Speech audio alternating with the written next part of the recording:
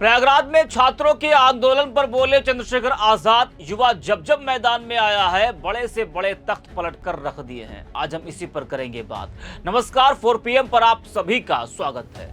उत्तर प्रदेश उपचुनाव के बीच प्रयागराज में छात्र सड़कों पर है। 20 नवंबर को मतदान होना है।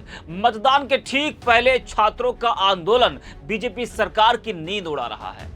लोकसभा चुनाव में शिक्षक अभ्यर्थियों ने बीजेपी का जमकर विरोध किया था, जिसका कुछ सीटों पर असर भी दिखाई दिया था।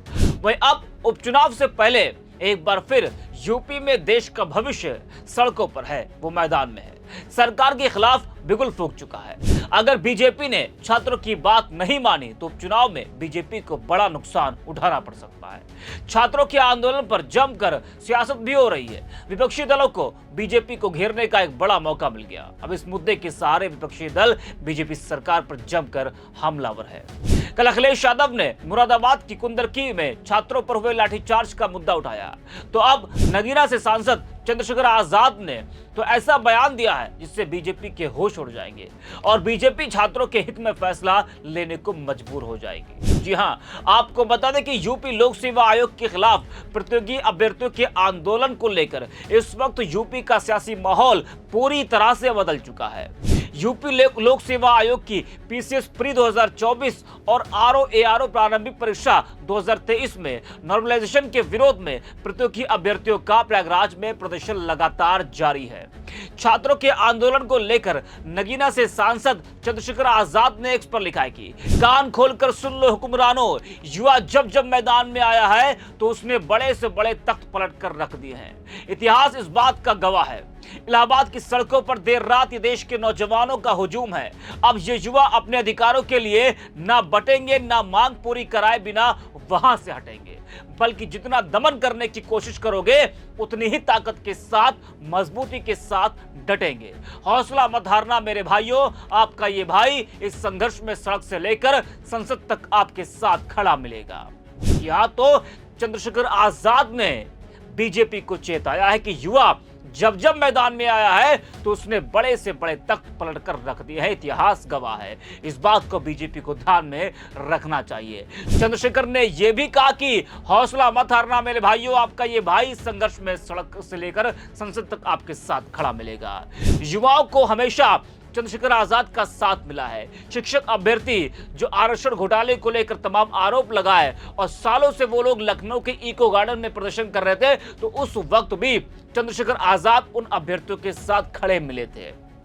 तो युवा जब जब मैदान में आया है तो चंद्रशेखर आजाद को उनका साथ जरूर मिला है। आपको बता दें कि छात्रों के आंदोलन को लेकर चंद्रशेखर आजाद ने बीजेपी को चेता दिया और साथ ही और भी तमाम विपक्षी दल इस मामले को लेकर बीजेपी को जमकर घेर रहे हैं। वैसे चंद्रशेखर आजाद ने जो ये बात बोली है कि युवा जब जब मैदान में आया है तो उसने बड़े से बड़े तख्त पलट कर रख दिए हैं, तो इससे कहीं ना कहीं बीजेपी की नींद इस समय उड़ी हुई है और वो पूरी तरीके से डरी हुई है। उसको डर इस बात का कि कहीं छात्रों के आंदोलन से उपचुनाव में उसका काम तमाम ना हो जाए। वैसे यह हकीकत है और सच्चाई भी है और इतिहास गवाह है कि जब जब किसी देश में युवा वर्ग ने सरकार या सत्ता के खिलाफ आवाज उठाई है तो वह आमतौर पर क्रांतिकारी बदलावों का कारण बना है। युवाओं में उत्साह, ऊर्जा और परिवर्तन की तीव्र इच्छा होती है जो इन्हें अपने अधिकारों और सामाजिक न्याय के लिए संघर्ष करने के लिए प्रेरित करती है। युवाओं के भीतर एक बदलाव की ताकत होती है जो स्थापित व्यवस्था को चुनौती देती है और जब ये युवा एकजुट होते हैं तो बड़ा बदलाव देखने को मिल जाता है। आपको बता दें कि प्रयागराज में जो छात्र आंदोलन कर रहे हैं उन अभ्यर्थियों का कहना है कि नॉर्मलाइजेशन का रूल लाने से कुछ अभ्यर्थियों को फायदा और कुछ को नुकसान मिलेगा। अभ्यर्थियों का तर्क है कि 2 शिफ्ट में पेपर होने से नॉर्मलाइजेशन होगा, जिसके कारण अच्छे अभ्यर्थियों को भुगतान होगा।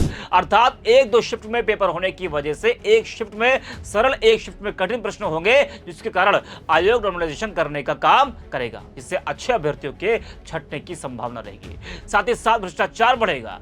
छात्र लगातार इसी का विरोध कर रहे हैं। उनकी मांग है कि पेपर एक शिफ्ट में हो और एक दिन में हो। वहीं आयोग का कहना है कि हमारे पास केंद्र उपलब्ध नहीं है जिससे एक साथ 6 लाख अभ्यर्थियों को पेपर करवा सके। अभ्यर्थियों का तर्क है कि इससे पहले आयोग इससे ज्यादा अभ्यर्थियों की परीक्षाएं करवाता आया है। अब इस पूरे मामले को लेकर छात्रों का क्या कुछ कहना है, जरा वो भी आप सुनिए। तो सर जैसे हम लोग एक प्रतियोगी परीक्षा की तैयारी करने वाले छात्र हैं, तो हम लोगों के साथ उत्तर प्रदेश लोक सेवा आयोग नॉर्मलाइजेशन के माध्यम जो नॉर्मलाइजेशन जो कर रहे हैं, उससे हम लोगों के साथ बहुत ज़्यादा समस्याएं होंगी। कौन से छात्र प्री क्वालिफाई करेंगे, कौन से छात्र प्री क्वालिफाई नहीं करेंगे। अभी तक तो छात्र तय करते थे कि उनका कितना ज़्यादा क्वेश्चन सही है, उनका होगा या नहीं होगा। लेकिन जब नॉर्मलाइजेशन ये लोग लागू कर देंगे, उससे छात्र को इसके बारे में जानकारी नहीं होगा कि कौन ज़्यादा क्वेश्चन सही किया है, उसका नॉर्मलाइजेशन के माध्यम से ये लोग कम कर देंगे, कौन कम किया है उसका ज़्यादा कर देंगे। तो इससे हम लोगों के साथ भविष्य में बहुत ज़्यादा समस्याएं आने वाली हैं। अभी आपने पूछा कि हम आह्वान क्या कर रहे थे मोबाइल फ़ोन पे, तो मैं आपसे बताना चाहता हूँ कि मैं छात्रों से, अपने साथियों से फ़ोन करके, उनके वीडियो कॉलिंग करके उन्हें आंदोलन स्थल के बारे में उन्हें दिखा रहे थे और उनसे आह्वान कर रहे थे कि आप लोग अपने सभी साथियों को, अपने दोस्तों को, जो भी आपके पास व्हाट्सएप ग्रुप हो, जो भी आपके पास सोशल मीडिया प्लेटफॉर्म हो, आप लोग वहां पर जाकर अपने साथियों को आह्वान करिए कि जो आपके भाई, जो आपके बड़े भाई, जो आपके यहाँ पर जो सीनियर हैं, जो आंदोलन कर रहे हैं, आप लोग उनका सपोर्ट करिए। क्योंकि यदि आज आप लोग यहाँ पर आंदोलन स्थल पर आकर यदि आप लोग सपोर्ट यहाँ पर नहीं करेंगे, तो भविष्य में अभी जो उत्तर प्रदेश लोक सेवा आयोग मनमानी कर रहा है, यदि आज हम लोग इस लड़ाई को नहीं जीतेंगे, तो ये लोग और भी मनमानी करेंगे, हम लोग कुछ भी नहीं कर पाएंगे। तो आज आंदोलन आप ज्यादा बढ़ाएंगे?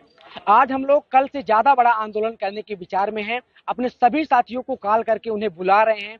शांतिपूर्ण, देखिए हम लोग क्या है कि एक संवैधानिक पदों की तैयारी करने वाले छात्र हैं, तो हम लोग गांधीवादी विचारधारा को मानने वाले लोग हैं, तो जाहिर सी बात है कि हम लोग शांतिपूर्ण ढंग से यहाँ पर आंदोलन करेंगे।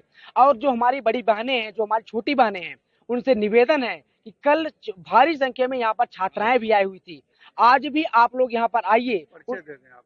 मेरा नाम उपेंद्र यादव है, मैं इलाहाबाद आंदोलन कर रहे हैं, क्या रात भर आंदोलन जारी रहा, क्या हुआ? जी जी, हम लोग कल सुबह से ही यहाँ पे डटे हुए हैं और बिना खाए पिए बिल्कुल खुली आसमान के नीचे हम, हमारी बहनें, छात्र छात्राएं दोनों यहाँ संघर्षरत हैं। हम तब तक करेंगे जब तक हमारी पीड़ा को, हमारे दर्द को, हमारी मांग को हमारा आयोग स्वीकार नहीं कर लेता। जी, हम राम सिंह हैं, प्रतियोगी छात्र हैं।